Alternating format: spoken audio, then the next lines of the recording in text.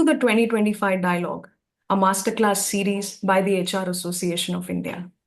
I am Neha Jagnani, and today we are diving into this topic Gen AI in HR, now and next. In this masterclass, we will explore how generative AI is not just about automating tasks, but fundamentally reshaping HR. From AI powered chatbots to personalized employee experiences and smarter decision making, the future of HR is evolving fast. Guiding us through this transformation is Setu Shah, a distinguished digital technology leader and global HCM Product Strategy Director at Oracle. With nearly 2 decades of experience, Setu is at the forefront of digital HR transformation and AI driven innovation. A mentor to tech startups and a recognized industry voice, he has been named in HRAI's 40 under 40 Changemaker cohort and has been honored as a 40 under 40 data scientist at MLDS 2024, India's biggest generative AI conference. Setu, thank you so much for joining us. It's a pleasure having you here. Thanks a lot, Neha, and always, a lot of excitement and exuberance in terms of being part of any of the HRAI initiatives, and quite, an exciting stream of followers and ardent audience that you all have. Thank you so much, Setu. It is our pleasure. Happy to host sessions like this where experts like you share their perspectives. It's always very refreshing. Thank you so much once again. Now over to you for this. So welcome everyone, and I'm pretty excited to be part of this topic. Gen AI, I think, has been one of the most talked about topic in today's times, and generative AI is already making waves at the workplaces. It's automating tasks, it's boosting productivity, it's enhancing communication, and while it has done this outside, our workplaces as well, it continues to proliferate more and more within our workplaces and reshaping the way HR and people are interacting by creating a lot of AI powered experiences, newer operating models, and enabling smarter decision making. Welcome to this masterclass. And before we begin, a quick hi and a quick safe harbor statement. All of the findings that I'm planning to share today, it's firstly absolutely recent, based on my own research, readings, and experiences. And while I try to stay abreast and uh, updated with a lot of insights, things are changing at an extremely rapid pace as we speak. And that's where I'm sure a lot of this will require updating and changing quite regularly as well. Thank you for understanding, and let's dive in. This is broadly what we'll cover today. We'll begin with a very sneak peek and understanding of Gen AI or generative AI versus traditional AI. We'll look at how it is reimagining workplace and HR functions. We will jump into the key adoption roadblocks, which are quite prevalent today in the market, that I'm sure even you all would have heard around. And what can we do about it? We'll thereafter jump into the myths, challenges, and safeguards that we need to ensure to have a higher probability of success across generative AI adoption. And lastly, we look at the next steps for a lot of HR leaders who are either already on the journey or looking at embarking on the journey as well. All right. So let's start with the basics. We'll definitely not go as technical as you see on the diagram here in terms of AI and generative AI and all of it. While this is great information if somebody wants to have a look at it, but we'll try to keep things simpler, more objective, and application based for this session. Now, so Traditional AI, it was something that a lot of these larger organizations that you see on the page here used to do, and the developers used to drive the complete groundworks for these. Now, while a lot of us may have limited or extensive access to some of these traditional AI solutions and applications, which were primarily around predictive pattern recognition, data analysis, recommendation engines. Now, while a lot of that was across all industry segments and sectors, right from tech to e-commerce solutions to consumer-based applications to governmental agencies as well. A lot of entertainment as well as FMCG segments, automotives, and industrial engineering as well. Generative AI has turned the leaf and got uh, the proverbial light bulb out of its packet, where the users drive the context, they drive the results through a lot of pre-trained model.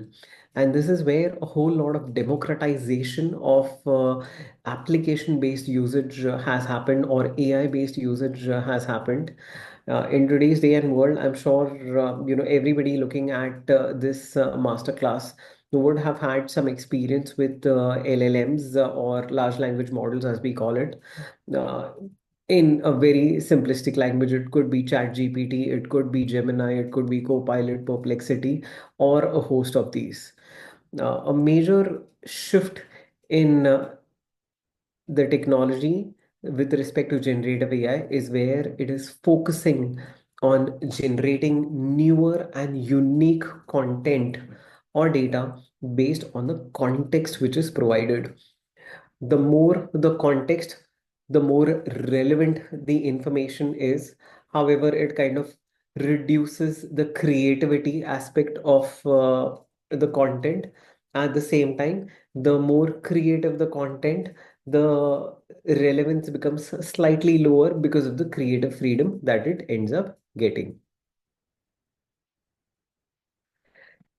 Jumping into the next segment in terms of how it is generative AI is reimagining workplaces today. It's focusing a lot more. So there are various different generations and evolutions of generative AI which have already transpired.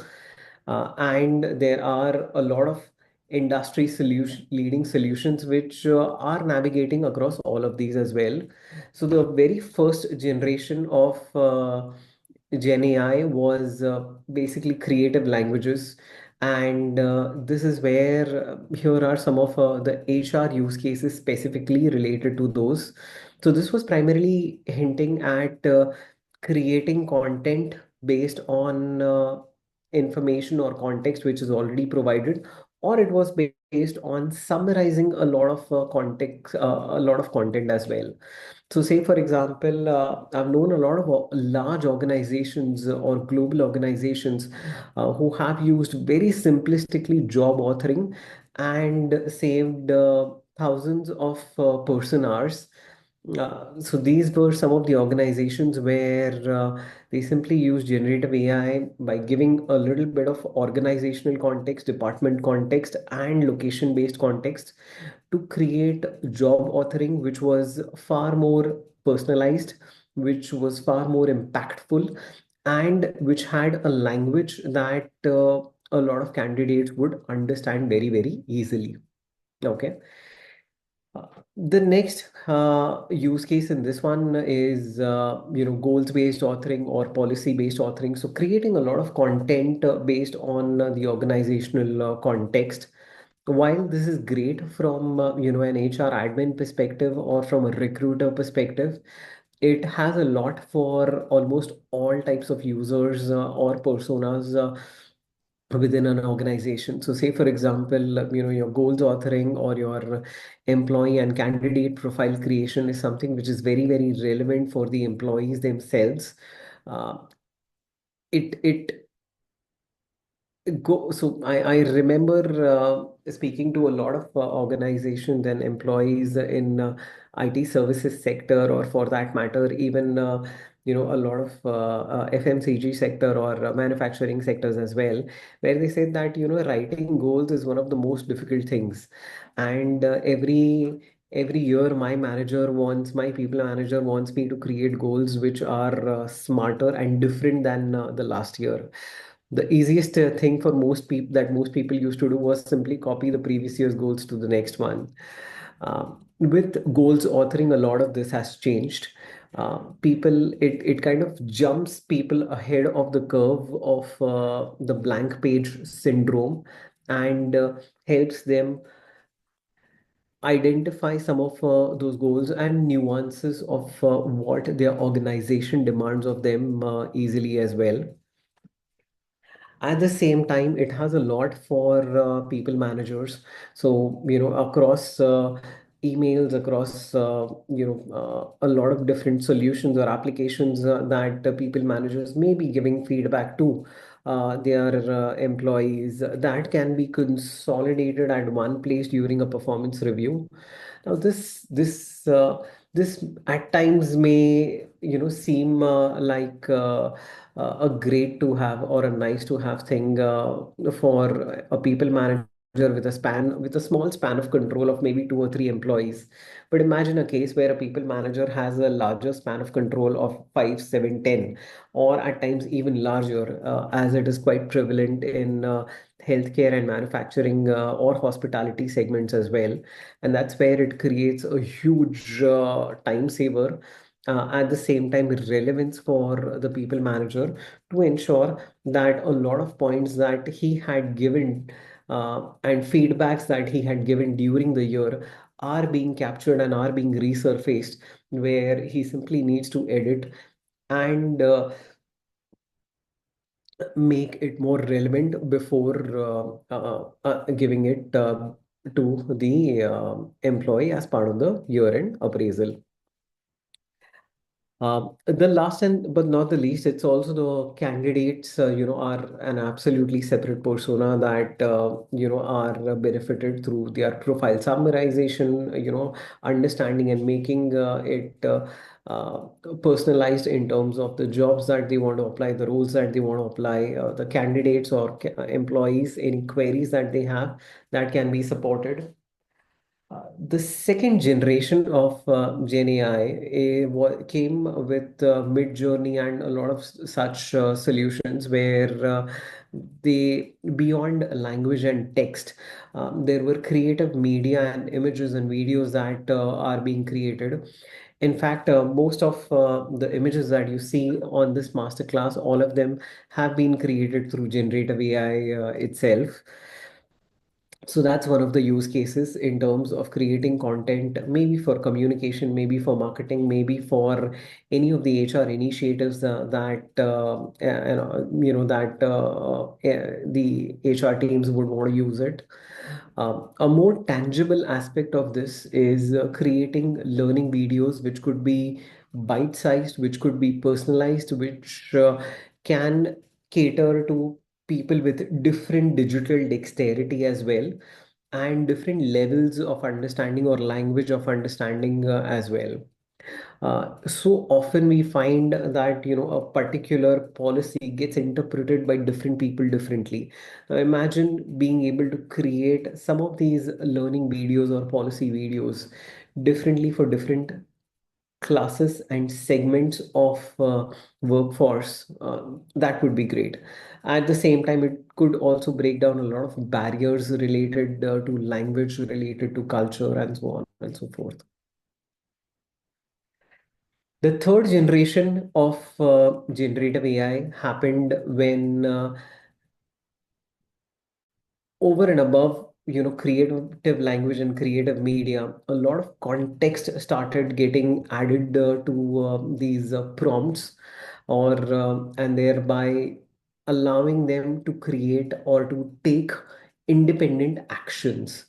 So contextual actions or agents is the third generation, where there are, completely hire to retire agents across, the entire life cycle of an employee. A lot of different initiatives and activities like, say, for example, contract management, benefits management. A lot of these agents came into being, which were very functional in nature across different verticals of HR or employee life cycle management, and they helped the employees across all of these initiatives.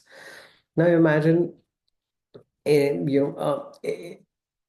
lot every organization ends up trying to be more and more employee friendly and trying to create benefits which are more relevant to the employee. So this is where, as an individual, do I need to apply, or do I need to avail EPS or not? Now, if I need to avail EPS, now that decision is definitely absolutely mine. But then again, it could be based on a lot of personalization or a lot of preferences that I may have. What is my risk appetite? Where am I investing beyond, my personal provident fund or ATC as it used to be? What is my age group, and at what age would that decision be different for me compared to an earlier age, and so on and so forth. So if there are any tax implications or benefits to it, what is it that it entails for me? So all of these nuances can be triggered as part of a benefits agent to make some of these decisions that an employee has to take very, very easy and forthcoming for them. Another exercise that I've seen a lot of banks do nowadays is career planning guides. So this is where, as an organization, they want their employees to be a one-point contact with multifaceted skills. They should know something about cards. They should know something about branch banking. They should know something about credits rating. They should know something about enterprise banking, and so on and so forth. So in order to develop all of these skills, ideally an individual may have to work across all of these different departments, or at least read or know a lot about those. And this is where, as part of career planning guide, there could be gigs, there could be courses, there could be on the job trainings, or mentorship and guidance that could be part of the overall career planning exercise that could make the employees more valuable, not just to the organization, but more multifaceted for him or herself as well, and help them to achieve their career goals better. Okay. Uh, Shift management is another interesting agent where, across a lot of high workforce demand agent, sectors like retail, healthcare, hospitality, or BPO in IT, ITS industries, it's being used in terms of ensuring that there is enough capacity. At the same time, the employees are taken care of pretty well as well. And as we continue to innovate and consume a lot of these AI-based agents, the fourth generation is on the verge of entering the market sometime later this year itself.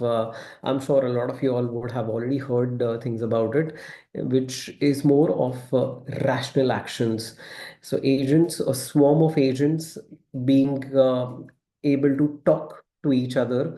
So, a lot of Gen 3 agents being able to talk to each other, being able to hand off a lot of tasks to each other with intervention from the HR teams or the end user, saying that, okay, say for example, a classic case is talent acquisition agentic AI, where an agent can scan and screen a lot of applicants. They can shortlist candidates, and once they have shortlist candidates, they can simply give a summary to the recruiter saying that, hey, these are the top five candidates that I've selected. Do they look good? And this is the explainable context as well, or the reasons why some of these candidates have been chosen. Would you like to change something in this? Would you like to update something in this? Would you like to add any more criteria in it than what has already been covered. So that this is where a recruiter can kind of give his or her attestation saying that okay, these criteria look good, these five candidates look good, let's move them on to the next level. And that's where it can transfer to another agent. Let's call it the interview management agent, who can select based on the schedules available of the interviewers, who is available when, and schedule interviews for these five candidates. It could be different for different levels as well. And s- like this, a complete hiring process can be covered by a swarm of agents itself, thereby augmenting a lot of human intelligence and helping people to be done with a lot of redundant and repetitive operational tasks as well. As I said, a lot of this is expected to come, sometime in the near future itself, with Gen 3 already out and Gen 4 on the door knocking. And beyond, a lot of the talent acquisition, there can be agentic AIs for compliances, for IR, for HR operations. Payroll reconciliation is something which takes a lot of brain power and time for a lot of people, even with traditional AI in place, in terms of understanding, not just from a payroll administrator perspective, but even from an employee perspective, that hey, I am having a little more deduction this month. Why is that? How can that be explained in a manner which is most easy for me to understand as well? So that's broadly the evolution of Gen AI and HR use cases that we see spanning across this year and in the near future to come. While I think all of us would love to have a lot of this adopted, I'm sure everybody is in the journey somewhere and at different milestones or different areas which are absolutely in line with their business operations as well. Now, jumping into some of the adoption roadblocks that I have seen today. Um so the very first thing is a starter's problem. Now, a lot of us face this perennial question that where do we start from? We have heard a lot about it. We have gone through various articles, various webcasts, and master classes around Gen AI and HR. Where do we start from? How do we start? The very first thing that I would recommend people to do is to learn about some of the basics of using Gen AI. Um, and obviously, not asking people to be software developers or to start developing things or to go in that segment, but then again, bare basic understanding and using generative AI. It could be from a course, it could be some of the hands-on experiences that you all can have through Chat GPT, Perplexity, or any of the freely available tools out of the market as well. Okay, that'll basically boost confidence in terms of understanding what some of these are and the nuances around these as well. The second roadblock that I have observed in the industry is the cost of acquisition and the cost of operational use of this as well. Now, across a lot of solutions, there is a cost to acquire. There is a cost uh, per query that is derived as well. At the same time, there is a lot of unknown in terms of, should I pick a generic LLM, which is a large language model, or should I pick something which is niche and very relevant to my industry or use case? Um, and lastly, as I think people start consuming some of these use cases, they feel the need to increase contextualization or to traverse between, that spectrum of creativity versus context in terms of ensuring that the results are more and more useful to the end users. And all of this definitely adds to the cost. Now, some of this can be part of your organizational enterprise package or enterprise,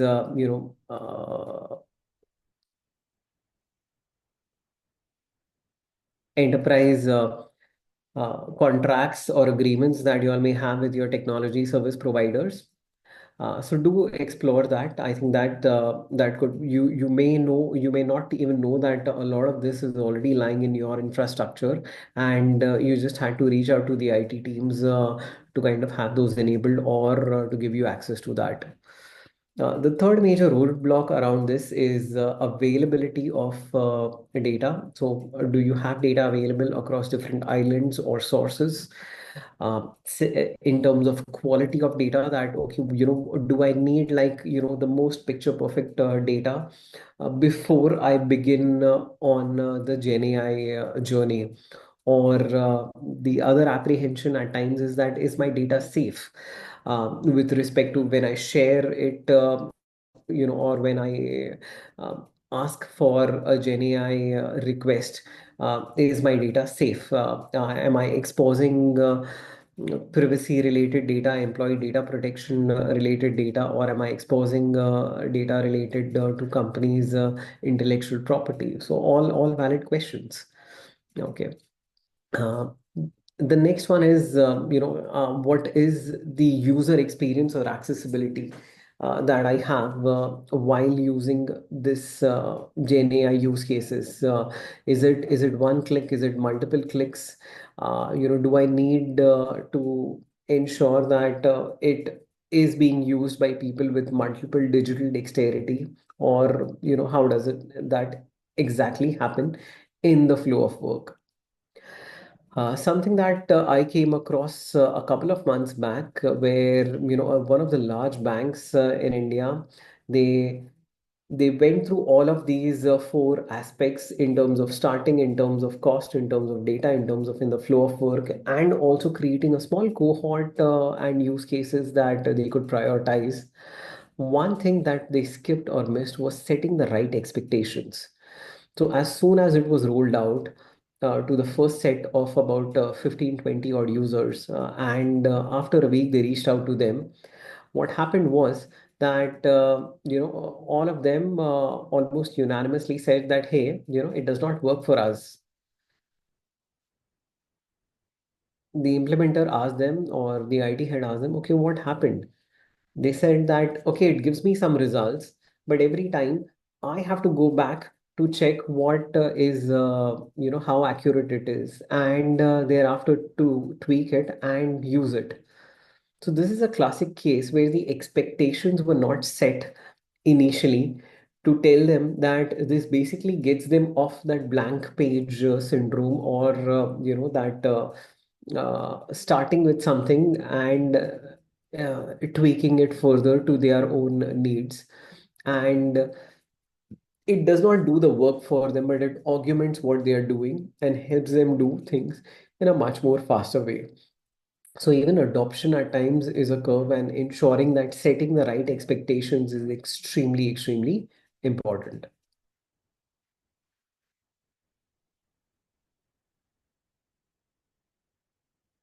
All right. So while we had a look at some of the roadblocks, we kind of understood that it's all great, but not only sunshine and rainbows. So it's not all smooth sailing. We need to address the challenges, which are either ethical considerations or they are myths. There are safeguards that needs to be put in place, ensuring that unbiased decisions, protecting data privacy, and reskilling employees. All of this is extremely critical. So to begin with, these are some of the myths, challenges that we have come across. One thing is that the data privacy gets compromised. The data security is at stake. Definitely valid points, but then again, work with your IT teams, work with your tech teams, there are amazing ways and very simplistic ways in which all your prompts and all your GenAI queries can be anonymized to ensure that there is no leakage of data privacy or data security across any of your GenAI use cases or transactions.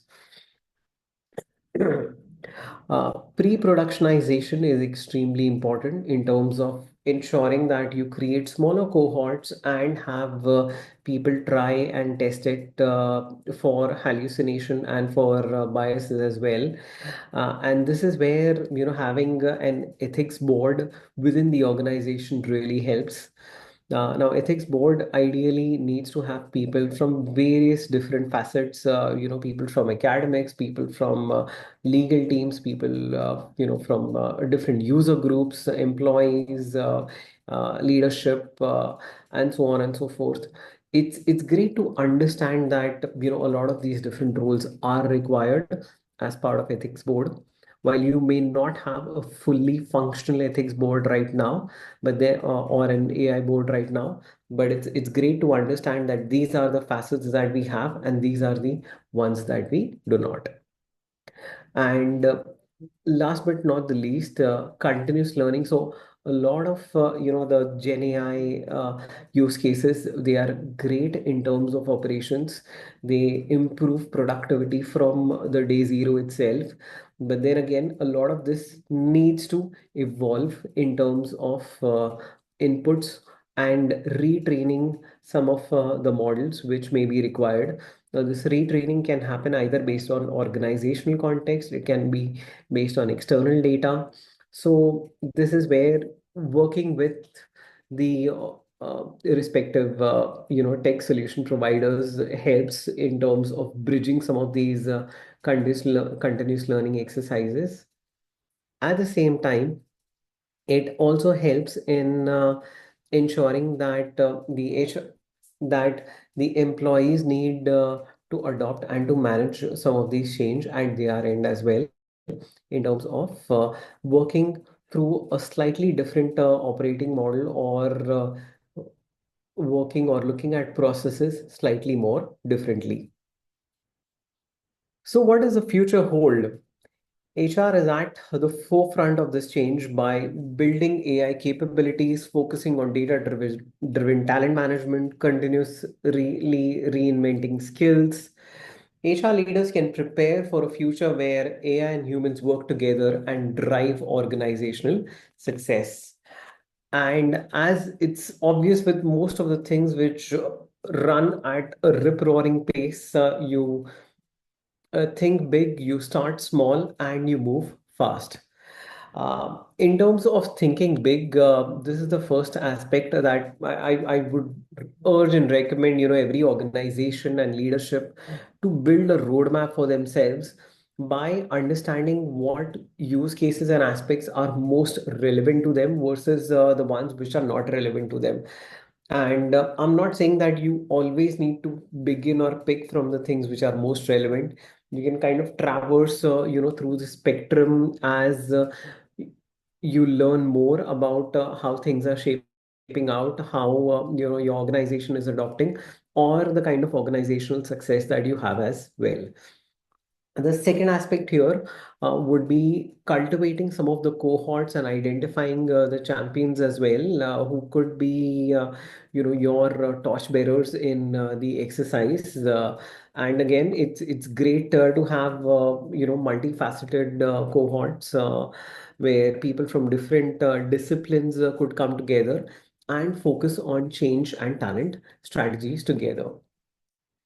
The second aspect here is understanding data awareness in terms of identifying your data sources, your data islands, ensuring that you have a good framework of those lightweight skills which have over a period of time proliferated across all of the HR functions in terms of hiring for skills, training for skills, objective performance appraisal, and the likes. At the same time ensuring that there is a lot of localization as well. Now, for a lot of organizations which have their operations only in India, there is a lot of cultural and regional localization which is required, and things kind of expand a lot more when organizations are working across or have operations across multiple industry sectors or countries, and hence that localization flavor in terms of policies, in terms of experiences, in terms of expectations of employees is extremely useful. The third aspect here is, a very traditional one, which kind of talks about, measure what matters, and that's where you explore ROI analysis, or at least have some benchmarking done. So as I mentioned earlier, there were organizations who were able to get hundreds and thousands of person hours benefit just by ensuring that job authoring was done using GenAI, or goal setting was done using GenAI. Now they were able to measure a lot of that ROI and, through a value realization framework. Primarily because it can be easily integrated, because as I mentioned, things are changing at a very rapid pace. So there would be times when you may just want to integrate it, with a different LLM, or you may want a lot of interoperability across different sets of data, different sources of data, or at times even different types of data sets that you may have in terms of, let's say, emails, text, structured data, unstructured data, and so on and so forth. Lastly, I think one of the most important aspects across all of this is to prioritize experiences. Ensure that most of your GenAI use cases are in the flow of work, instead of copy pasting things from different vendors, or moving across different solutions. That's going to be extremely important to ensure that you are able to cultivate adoption. Hyper personalization. People with different use cases and different personas are going to approach these use cases absolutely differently. And lastly, ensuring that all of this creates an experience which is quite engaging and informative for the end user as well, in terms of ensuring that it's also explainable, any of the results that you are getting, and how can some of those be tweaked and added to hyper contextualization as well. All right. So all in all, generative AI is transforming HR. It is offering opportunities to enhance productivity, improve decision making, and create extremely engaging employee experiences. And by understanding technology and addressing some of these challenges which are inherent to it, HR can lead the way in shaping the future of work. Thanks a lot for being with us till now. And for any additional comments or questions, please feel free to connect. Thanks, Neha. Thank you. Thank you so much, Setu, for sharing those wonderful insights in today's session. I must say it was beautifully articulated, and the whole broke down of the session was very engaging, and it was easy to grasp. So thank you so much for taking out time and giving us detailed insights about Gen AI in HR. Thank you, Neha, HRAI, and uh, everyone else, for your time and the opportunity to share my knowledge. As I said, a lot of these experiences are relevant right now, and as things keep on changing at a brisk pace, I think let's all stay connected and collaborate further on this amazing journey. Thank you so much, Setu. I'll just have a quick note to our audience. We hope this session gave you fresh perspectives on Gen AI in HR. Until we meet next time, keep learning and innovating. Thank you. Thank you, Setu.